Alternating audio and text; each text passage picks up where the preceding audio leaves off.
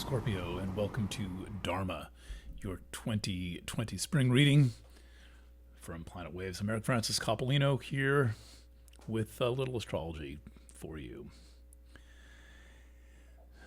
The theme of this reading is about following one's calling and acting as if to hold the world together.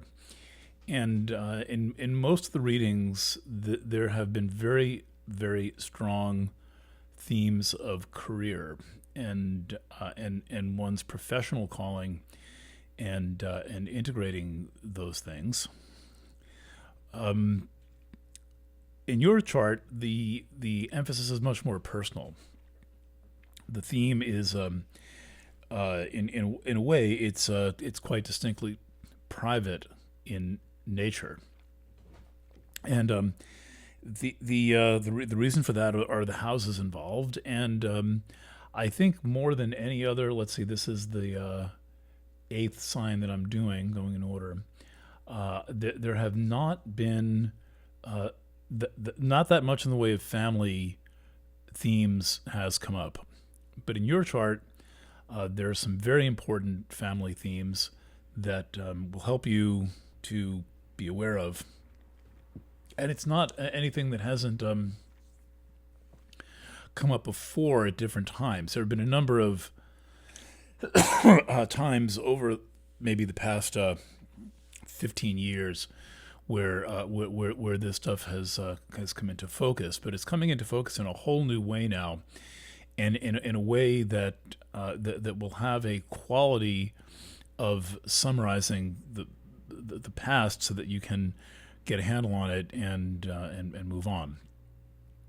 The overarching theme is finding your own family, not the family that you were born into, but rather being the initiator of the group experience, meaning your immediate circle, in a way that is about you and your preferences, and not so much about everyone else and their preferences and their conditioning of you. One of the most, I think, distinctive things about Scorpio that you won't see written about in any of these books is the distinctly important orientation on family, and not only that, but the particular way in which families, family mishigas, conditioning, pressure has influenced you and been significant in the issue of struggling with your individuality. And giving you the freedom to be the person that you are and to do the things that you want to do. And there's a lone wolf image that Scorpio often has of itself, and then there's the reality that there are so many collective pressures that can lead you to make decisions that aren't really your own decision, and that can lead you to feel as if you don't have the approval of whoever these people are, or you don't in your mind think that you have their approval, that you can be living on very shaky ground.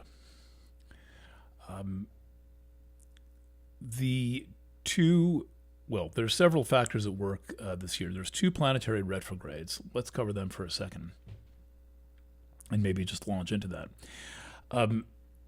Your solar chart here, I haven't even put it up on the screen yet. This is the chart that I'm working with. We know it's the Scorpio chart because Scorpio here gets house 1 here. So this is the element of the aspect of the chart that represents who you are, how you appear, your basic orientation, and then all these other houses specialize that into different topic areas, and because your first house is Scorpio, the seventh, this one here, is Taurus, and that's the house of your relationships and of your environment. Now, the the unusual thing that has come into effect over the past couple of years, a gradual ramp up, is this planet Uranus in Taurus. In theory, they are completely opposite one another. The reason for saying that is that Taurus wants stability. It is the most important thing, and because you have Taurus on the seventh house of your chart, that suggests that you want stability in your relationships. It could manifest a lot of different ways. It may or may not be stability that you're willing to offer, or that you're happy about offering. It may be something that you can in fact offer, that you can support, but you need the solid foundation to feel confident in your relationships. And with this planet here, Uranus, at the beginning of its 7-year trek across the sign, so when you come back and get the spring reading in 4 years, I'll draw it in right about there, a little bit past halfway, is that it's disruptive, and it is all about revolutions and shakeups and situations where it's not really possible to predict what's going to happen. And so this has been challenging and perhaps overtly disruptive the past couple of years as this influence has taken effect. There'll be some Scorpios or risings that that are more sensitive to it, and it may phase in, but the theme has arrived. The theme is there, where your stability has to be built on something other than what you can expect or predict that a partner can do. And then, as it turns out, very much apropos of Uranus and Taurus, that the whole world is being shaken up. Taurus is one of those signs that describes the world, and the Earth itself in particular, and the Earth's the like ecosystem and the economy of the Earth and how we treat the Earth. And what we're seeing is that there's quite a bit of disruption going on right now, and quite a few people are extremely confused. And you may be looking out at this thinking, I really should understand what's happening, but I'm not too sure about it. And I would say that not too sure is a pretty good way to be in the midst of all this uncertainty, because you want to keep your mind open as much as possible. Now, the other interesting thing about the presence of Uranus is that in addition to representing revolutions and shakeups and disruptions, it too is about groups, and this may represent the arrival in your life of different, new, interesting, perhaps slightly weird people. And it may also represent your finding your way into a new circle of friends. There are several factors that describe the group relationship. So usually by the time I pick out a theme, the chart is saying it in several different ways. So here's several different unusual ways it's saying it. So seventh house is about relationship environments. And you've got this disruptive thing in groups. Like suddenly you were in a relationship, and then you and your partner joined a band, and then suddenly there were 6 other people that you were dealing with every day. That's the kind of thing. Or you get invited to a party even though there's not any parties going on right now, I guess, unless you're in one of the states that does have parties. You get invited to a party, and then you suddenly, you and a partner find yourself in the midst of all new people, and all these new people start to play into the dynamics in your relationship, or you or a partner has had that happen, and once again it's reshuffling the dynamics in the relationship. So something is reshuffling the dynamics in your relationships, and that something involves groups. And I see this at least two other ways. The first way is there's a point here, not drawn very large, called Apollon, Apollon, Apollon, which is about groups, drawing groups. It's also about trade and commerce. And you are therefore the magnet of all of this exchange and engagement with larger groups than just you yourself.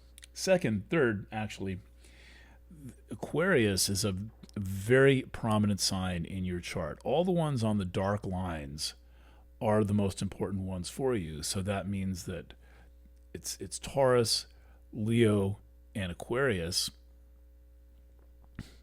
And you have Aquarius in the 4th place. See that? Number 4 there? Hopefully the screen's big enough.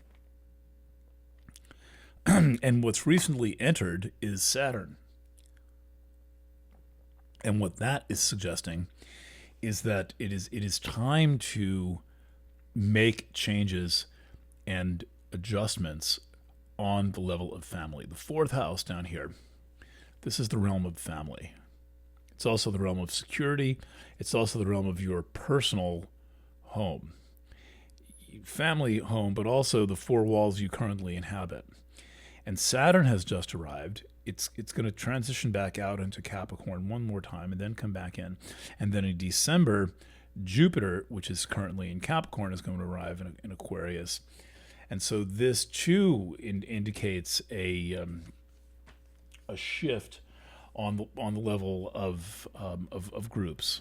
So a lot is going on the level of groups, and it's all influencing your most intimate partnerships with people. It's influencing your intimate relationships in that it is pointing out the extent to which your intimate relationships are founded on certain concepts that you got from your family, but also the dynamic and the environment is changing. And now we don't really know exactly quite what world we're going to come back to, or the state of the collective social life that we're living. It's going to be something at least a little bit different. Or who knows? Maybe people will just jump right back in and forget everything, but I don't think so. I don't think it's going to be so easy to forget everything. And so your role is to be clear about and mindful of the way in which these group dynamics, are influencing you personally and your relationship partners. The main thing here, I think, of all of these influences, and there's a few really quite powerful influences here, but the one to keep an eye on is Saturn in the 4th house.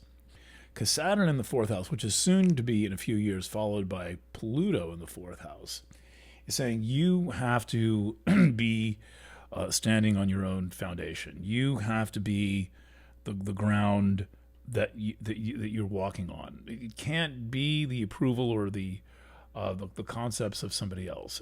Your life and your home have to be compatible with who you are as a person. Okay, so that is that I think is in many ways thing one, and a lot of other elements of your astrology surround that. So be mindful of the way in which your relationship with and group dynamic with your family is changing, and if your parents are alive, with your parents, and also there's quite a bit going on with your siblings, and it can't be and is not. There's just no way that we're talking about business as usual. It very rapidly evolving and changing times, and it's vital that you recognize your involvement in the changes that are affecting your life. Okay, so let's keep that in mind, and then let's consider the planetary retrogrades that are happening. And I had a half finished thought, which is that let's put Scorpio there in the little sunspot. Your sign is ruled by Mars. I know some people say Pluto, but I still use the traditional ruler. And your opposite sign is ruled by Venus, which rules Taurus. So you don't want to quite leap to Pluto when you're trying to understand Scorpio. If you want to be a thorough scholar of astrology, understand the planet that's been associated with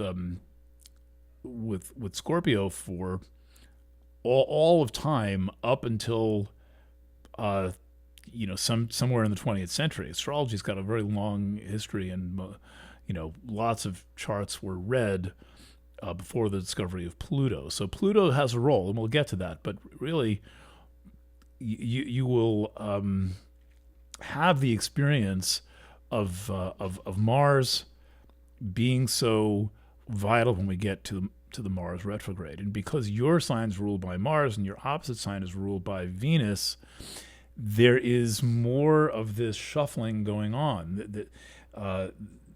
Because the two planets that rule your horizon are both going to be retrograde, and the first retrograde is Venus, which takes place from mid May through the end of June.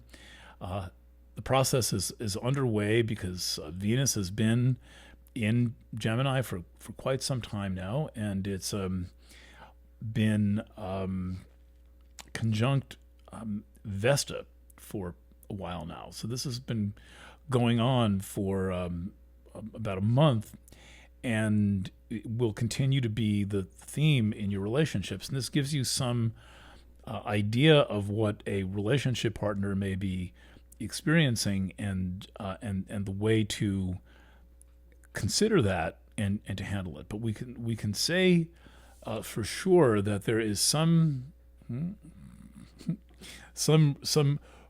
profound reassessment going on in the life of a partner, indicated by Venus, which rules your relationship house, about to go retrograde, and also Venus conjunct Vesta, about to go retrograde. When an important planet like Venus, and particularly a sexual planet like Venus, is conjunct Vesta, the nature of sex will change.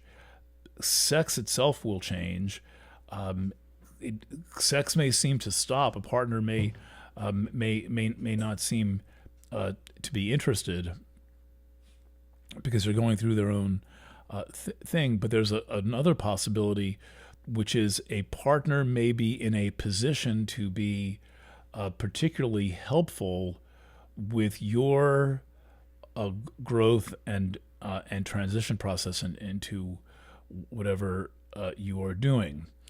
The thing to bear in mind is that should an existing or new or previous partner show up, and should this theme manifest, the theme of someone in the role of supporting and assisting you, this is not really a romance. There's a special purpose involved, and the special purpose is indicated by Vesta. And it could be easy to mistake this for the product of a romance or a romantic idea of some kind, but I would suggest that you leave the emphasis on the healing process, and be mindful of the extent to which you get attached to this person, or manage your attachment to them. the influence of Uranus in your seventh house is suggesting that attachment is not really the way to go in these years. And the good news of that is that there's always so much more when your relationships are not built on attachment. It's a very poor foundation to build relationships. It's also a very easy one to get involved with if you're on the Scorpio Taurus axis, and correspondingly, letting go of attachment can be very difficult for those with a lot of mojo on the Scorpio Taurus axis. And so the thing to focus on is what you get and you get to experience in the way of intimacy when the primary value is not attachment, when the primary value is whatever else it may be: healing, companionship, teaching and learning, some form of service or something like this. And so this is the new territory that you're going into, and it's certainly possible to respond with a kind of an eruption of attachment, but that's not really going to work. You want to be mindful of the people you love and their right to experience whatever they're going to experience, because whatever they choose to experience, because your liberation depends upon being respectful of their freedom of choice. And the net result at the end of all of this is a form of relationship where attachment is much less powerful and therefore much less disruptive, because it's a very disruptive force. It's a very disruptive element to have to deal with attachment, and we all do. But there are times when it just can get really messy. All right, so I speak about attachment, by the way, because the 8th really is the house of attachment. There's the little 8, and that's what's going on. And so you got a partner doing this retrograde thing, which is going to bring out other facets of the relationship. Now, one thing to be mindful of, and this is another thing that talks about attachment, is that Venus is making this long square to Neptune, which makes it difficult to be realistic. It also makes it difficult to hold on to things. And so you need to take it one day at a time and embrace your feelings as they emerge one day at a time. All right. Mars is also going to be retrograde. This is your planet, and it's going to be retrograde in a sign that's also ruled by Mars. So there's going to be some another yet another version of wow. There's a lot of ways to look at this, because that's one of the big themes for you. So this Mars retrograde is going to occur. The total in this zone right here, and there's a lot of planets hanging around, so this is going to be eventful. And I take, well, officially Mars is retrograde from 9/9 through 11/13, just over 2 months. For interplanet retrogrades, I count the entire time that the planet retrograde is in the sign where it's going to be retrograde. And conveniently, neither Venus nor Mars leave their sign during the retrograde, so I don't have to do too much extra thinking. So Mars is in Aries from early July through early January. So that's more than 5 months, and And this is an interesting thing about Mars, is that it only has a 2-year orbit. However, it spends almost a quarter of that time in 1/12 of the zodiac, where where the retrograde takes place. And where it takes place is, first of all, Aries, which is a important sign for everyone. Or how do I do this? I can't get my sunspot to line up. Maybe I'll make it bigger. Is an important sign for everyone because this is where we do so much identity seeking. We want to be. And sixth is the house of your work. So here's where we get into some Dharma stuff. But the sixth is also the house of your well-being. And if there is one house that is the most easily ascribable to this state of being called Dharma, which is I have had translated several times as acting as if to hold the world together. The sixth is a very important place for that to happen, because the sixth is where we are called to service in the most natural way. And one of the most important things to remember about what your solar chart, absent any planets, just the structure of having Aries on the sixth, is that you're really not about fame or notoriety or even about power in your most natural state of being, but rather you are about the ability to get the job done, and you identify with getting the job done. You identify with your work, and if you don't identify with your work, you need work that you identify with. So what comes up in this retrograde process of Mars through your sixth house, lasting 5 months, is an inquiry into whether that is true in your life path so far, and in particular in your current activity. Do you identify with what you do enough to genuinely be happy doing it? This is a very important question to ask yourself, and you will have the time to evaluate that and to assess that. And I strongly suggest that you not come to any conclusions about this until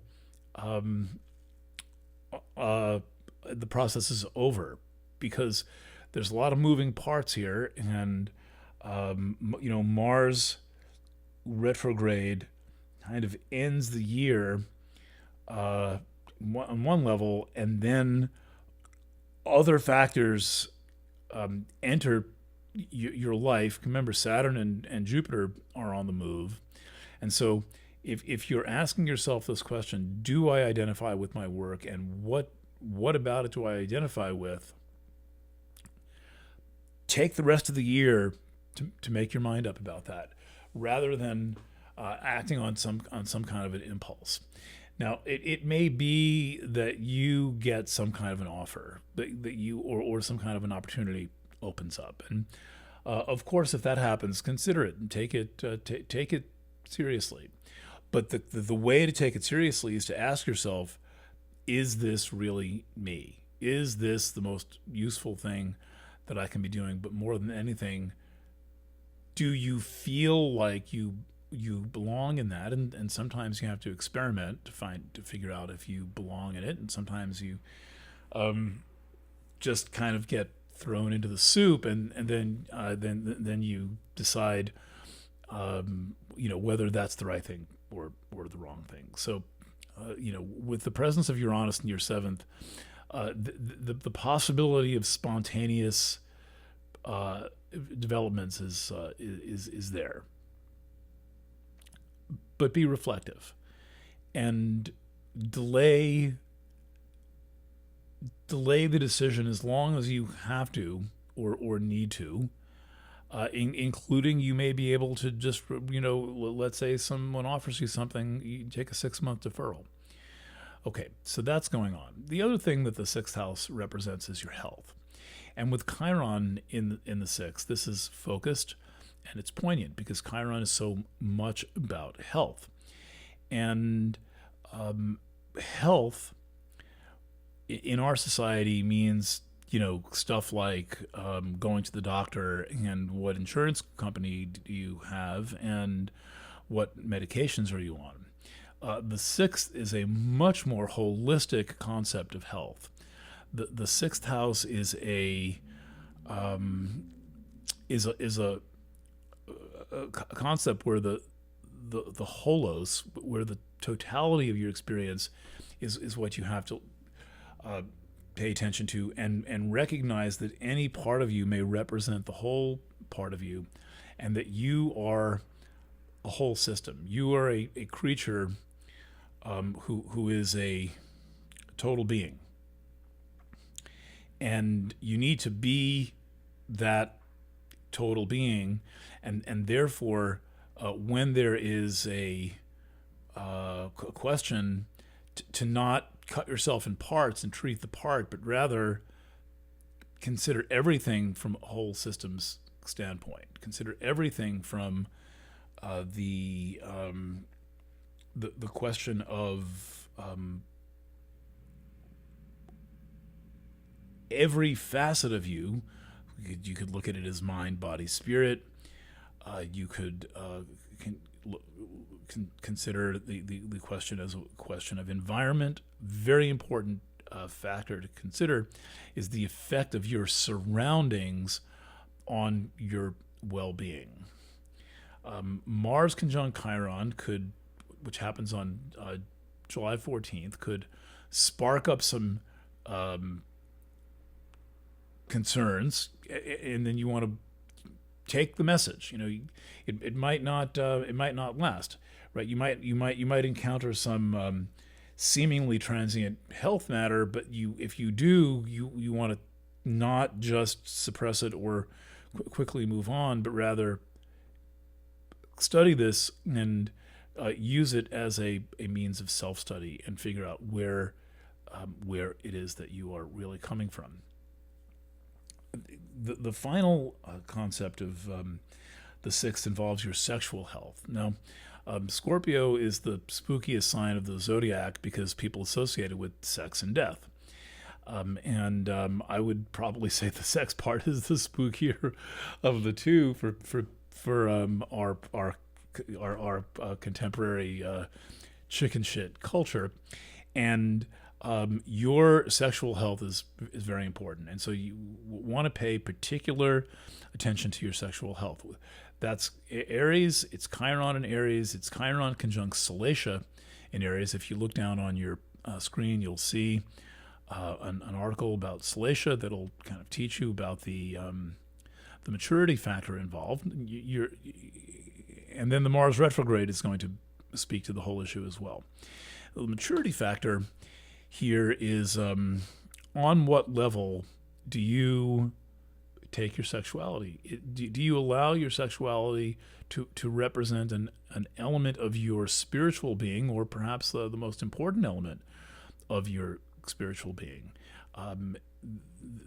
There's a lot of ways to look at that, but with all of this taking place in the sixth house, with the conjunction with Mars and Chiron going on, that is saying, okay, you really want to go to the deepest and most integrated level, and really figure out how you feel about sex, about the people you have sex with. If you have sex with opposite sex people, how do you feel about their body? How do you feel about your body? And what do you notice when you are engaging sexually? And let that inform every other level of your being. Let that teach you about who you are. And again, this is a slowly unfolding process. This is not the kind of thing that happens overnight or in a couple of days. There's layers involved, and there's a real process of self-discovery. Touching on Pluto for a second, if we grant Pluto some investment with Scorpio, which is definitely true, there's something really great happening right now, which is that there's this triple conjunction of Jupiter and Pluto going on. It's going to go on through November, right before Jupiter enters Aquarius. It's going to be the third of the three contacts, and this is about waking up as a creative and sexual being. Pluto has been working the territory of your third house now for 12 years, which has been kind of a mental earthquake happening, and a lot of pressure to change your way of thinking and to not be so invested in past ways of thinking. Now, typically, when people are invested in past ways of thinking, they don't even necessarily notice it very much. It can be very deceptive and insidious to think you're a modern person and you're not affected by your parents and your grandparents and all the stuff that they did and all that traditional jazz, and yet then your outcomes don't demonstrate that. This has been taken apart many times for you, and you've seen this. The question becomes one of habit and also one of attachment. And with habits, it's often better to replace one with another than attempting to stop another. And when it comes to a mode of thought, we have to have a way that we think. And so learning new ways of thinking, better, more helpful ways of thinking, that in particular embrace your artistic talent and this deeply passionate and inherently erotic element of your nature. Those are coming in, and so you're involved in an evolutionary process, which is one of the things that we now understand Pluto to represent. One of two main things we understand Pluto to represent, which is this unstoppable force of an evolutionary process, is quite alive, and it's being joined by Jupiter, and Jupiter is suggesting that whatever it is that Scorpio, that Pisces and Sag, the signs connected to Jupiter, represent, that's where the transformational emphasis is. And so this turns out to be having a lot to do with art and your creative power, sex and your sexual power, and money, and your ability to manage your finances. And all of this is built upon a foundation of thought. And this foundation of thought is changing now. To take this back to the beginning of the discussion, the changes involve not being so beholden to the old ways of thinking, which is parents, grandparents, family, and the family customs and the family rules, and at the same time establishing your own set of principles, and then gathering with people. It might just start by being 2 or 3 people, whatever it might be, who are close enough in your values to help you reinforce your new discoveries and your new values. I know it is not easy for Scorpios to change. It's one of the things that is a kind of a touchy spot with a lot of Scorpios, because it's you don't necessarily want to